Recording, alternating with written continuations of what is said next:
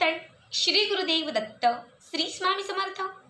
तुम्हा सर्वांचं आपल्या स्वामी शक्ती या चॅनलमध्ये मनापासून स्वागत आहे। स्वामी तुम्हा सर्वांच्या सर्व चांगल्या इच्छा पूर्ण करोत एवढीच स्वामींच्या चरणी प्रार्थना करते आणि आपल्या आजच्या या नवीन आणि सुंदर व्हिडिओला पुन्हा एकदा नव्याने सुरुवात करते।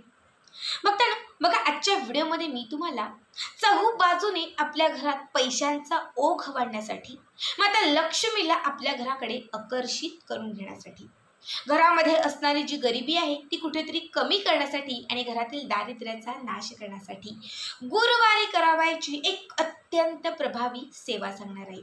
खरं तर गुरुवारचा दिवस जो आहे तो भगवान श्रीहरी विष्णूंसाठी समर्पित आहे आणि त्यामुळे या दिवशी माता लक्ष्मीची सेवाही केली जाते।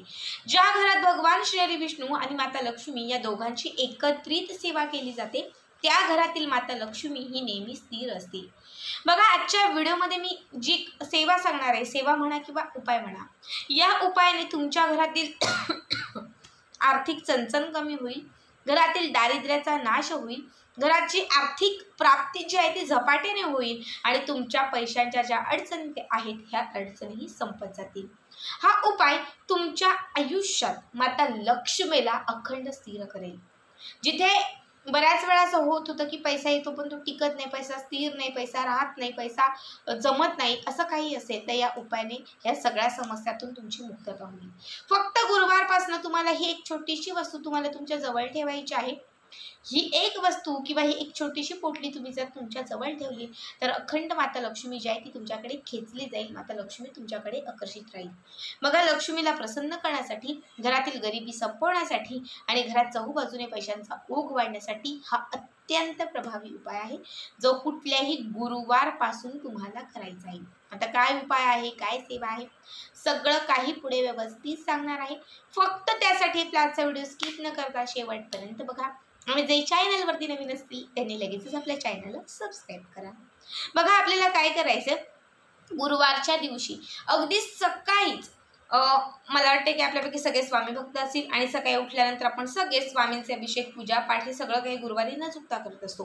हे सगळं झाल्यानंतर तुम्ही करा किंवा हे सगळं करण्याच्या अगोदर करा, पण कमीत कमी 12च्या आतमध्ये हा उपाय तुम्हाला करायचा आहे।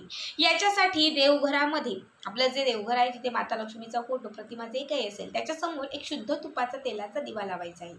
त्याच्यानंतर एक छोटीशी प्लेट किंवा एक पंचधातूचं जर ताम्हण असेल, चांदीची प्लेट असेल, जे काही असेल ते तुम्हाला घ्यायचं आहे आणि त्याच्यामध्ये 5 रुपयाचं एक नाणं ठेवायचं आहे। बरोबर 5 रुपयाचं एक नाणं ठेवायचं, त्यावरती थोडंसं गंगाजल घालायचं, गंगाजलाने हे नाणं स्वच्छ पुसून धुवून घ्यायचं, धुवून पूर्ण स्वच्छ साफ म्हणजे अत्यंत कोरडं करून घ्यायचं।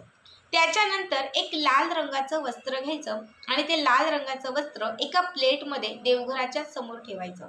आता त्या वस्त्रावरती घेतलेलं हे 5 रुपयाचं नाणं ठेवायचं। या 5 रुपयाच्या नाण्यावरती एक छोटंसं हळदी कुंकवाचं स्वस्तिक काढायचं, अगदी छोटंसं, काडीने काढा किंवा बोटाने काढा, जसं जमीन तसं पण एक स्वस्तिक काढायचं।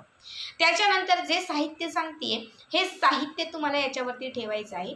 व्यवस्थित ऐका, सगळ्यात पहिले स्वच्छ असणारे जे तांदूळ असतात पांढरे, अगदी अख्खे असतील, हे अख्खे असणारे पांढरे तांदूळ तुम्हाला एक चिमूटभर या 5 रुपयाच्या नाण्यावरती ठेवायचं आहे। त्याच्यानंतर तुम्हाला बडीसोप घ्यायची आहे, कच्ची बडीसोप, जी भाजलेली नसते, गोड नसते, जी कच्ची असते, बघा बाजारात कुठेही मिळेल। ही 3 चिमूटभर जी बडीसोप आहे ही बडीसोप तुम्हाला त्या 5 रुपयाच्या नाण्यावरती ठेवायची आहे। सगळ्यात अगोदर तांदूळ, त्याच्यानंतर बडीसोप आणि त्याच्यानंतर एक चिमूटभर तुम्हाला याच्यावरती हळद घालायची आहे। ठीक आहे, पिवळी जी आपली हळद असते ही हळद एक चिमूटभर घालायची आहे। 3ही वस्तू याच्यावरती घालून झाल्या की त्याच्यानंतर तुम्हाला 2 जुड्या लवंगा घ्यायच्या, 4 लवंगा घ्यायच्या, त्याच्या 2-2 जुड्या करायच्या। 4 लवंग 2-2 जुड्या, 2 लवंग घ्यायचे, त्याला धागा बांधायचा एक जुडी, दुसरं 2 लवंग घ्यायचे, त्याला लाल किंवा पिवळा किंवा जो कुठला धागा असेल काळा सोडून धागा बांधायचा, दुसरी जोडी। अशा 2ही लवंगांच्या ज्या जुड्या आहेत त्या तुम्हाला त्या कापडावरती ठेवायच्या आहेत एक एक करून। त्याच्यानंतर या कापडाला तुम्हाला एक गाठ मारायची आहे। आता या कापडात ठेवलं, याला अशी गाठ मारायची आणि याची जी ही असं एक टोक किंवा 2 टोकं जी बाहेर निघतील या गाठीची, त्याला मात्र लाल पिवळ्या रंगाचा कलावा किंवा जो धागा असतो रेशमी, तो धागा असा 5 वेळा 7 वेळा गुंडाळायचा आणि घट्ट त्या धाग्याने ही पोटली बांधून घ्यायची। तयार झालेली ही पोटली उजव्या हातात घ्यायची आणि तुम्हाला म्हणायचं आहे की आजपासून माझ्याकडे धनाचा वर्षाव होणार आहे, आजपासून माझ्या घरामध्ये बक्कळ धनप्राप्ती होणार आहे, मी आजपासून कधीच गरीब राहणार नाही, आजपासून माझ्या घरात कधीही दरिद्रता येणार नाही, मी आजपासून धनवान व्यक्ती बनणार आहे, असं म्हणून तुम्हाला 11 वेळा महालक्ष्मी अष्टकम नमस्ते सु महामाये श्रीपीठे सूरपूजिते शंखचक्र गदा हस्ते महालक्ष्मी नमस्तुते हे महालक्ष्मी अष्टकम म्हणायचं आहे। आणि 1 वेळा विष्णू सहस्रनाम किंवा व्यंकटेश स्तोत्र म्हणायचं आहे। दोनही सेवा या पोटली हातात घेऊन केल्यानंतर ही पोटली देवघरातच माता लक्ष्मीच्या चरणांजवळ ठेवून द्यायची। संपूर्ण गुरुवारचा दिवस सकाळपासून संध्याकाळपर्यंत ही अशीच ठेवायची। जेव्हा गुरुवारचा दिवस संपेल, शुक्रवारचा दिवस असेल म्हणजे त्याचा दुसरा दिवस, तेव्हा जेव्हा बाहेर पडाल, कामासाठी बाहेर पडाल, व्यवसायासाठी बाहेर पडाल, कुठलं कॉन्ट्रॅक्ट असेल, व्हिजिट असेल, जे काही असेल त्यावेळेस ती पोटली देवघरातून उचलायची, आपल्या जवळ आपल्या खिच्यात ठेवून द्यायची। महिला जर कुठे जात असेल तर पर्समध्ये ठेवा, ट्रॅक घालत असेल त्यात ठेवा, जीन्स घालत असेल तर खिच्यात ठेवा, जिथे शक्य त्याच्यामध्ये तुम्हाला ठेवून द्यायची आहे। जर ओढणीवाले ड्रेस घालत असेल तर ओढणीमध्ये ठेवा, जसं शक्य असेल तसं ठेवायचं आहे। पुरुष जर ठेवणार असेल तर तुम्ही खिच्यात ठेवा किंवा वॉलेटमध्ये ठेवा।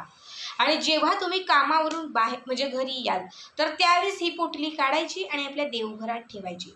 कामावरून घरी आल्यानंतर ही पोटली आपल्या देवघरात ठेवायची आणि कामावर जात असताना मात्र ही जी पोटली आहे ती तुम्हाला तुमच्या सोबत ठेवायची आहे। अखंड, यातलं साहित्य बदलायचं नाही, काहीच नाही।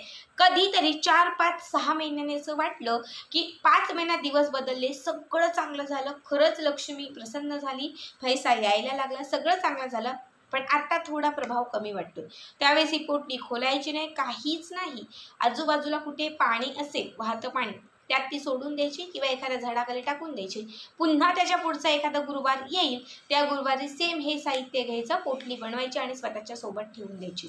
याने आर्थिक प्राप्ती होईल, धनाचे मार्ग खुले होतील, घराकडे लक्ष्मी खेचली जाईल। ज्याही वस्तू तुम्हाला सांगितलेल्या आहेत म्हणजे बडीसोप असेल, हळद असेल, तांदूळ असेल किंवा 5 रुपयाचं नाणं असेल, ह्या सगळ्या गोष्टी माता लक्ष्मी स्वरूप, माता लक्ष्मीला प्रसन्न असणाऱ्या किंवा माता लक्ष्मी प्रिय आहेत। जेव्हा या सगळ्या गोष्टी गुरुवारच्या दिवशी तुम्ही अभिमंत्रित करून या गोष्टींची पोटली करून जेव्हा तुम्ही तुमच्या जवळ ठेवायला सुरुवात कराल, माता लक्ष्मी नेहमी खेचली जाईल। कारण माता लक्ष्मी तिथेच असते जिथे माता लक्ष्मी चा वास असतो। आपण म्हणतो की लक्ष्मी ही लक्ष्मीकडे आकर्षित होते, लक्ष्मी ही लक्ष्मीकडे खेचली जाते। ही पोटली म्हणजे लक्ष्मीचे एक स्वरूप असणार आहे, जी धनप्राप्ती होण्यासाठी तुम्हाला अत्यंत महत्त्वाची ठरणार आहे। जेव्हा ही पोटली तुमच्याकडे असेल आणि जेव्हा ही पोटली तुमच्या जवळ असून तुम्ही एखादं काम कराल, त्या कामात तुम्हाला यश मिळेल। ह्या पोटलीने एक ऊर्जा, एक शक्ती तुम्हाला मिळायला लागेल, ज्यामुळे प्रत्येक काम तुमच्या मनासारखं घडायला लागेल। अत्यंत साधा सोपा उपाय आहे, आवर्जून करा। श्री स्वामी समर्थ। जय जय स्वामी समर्थ।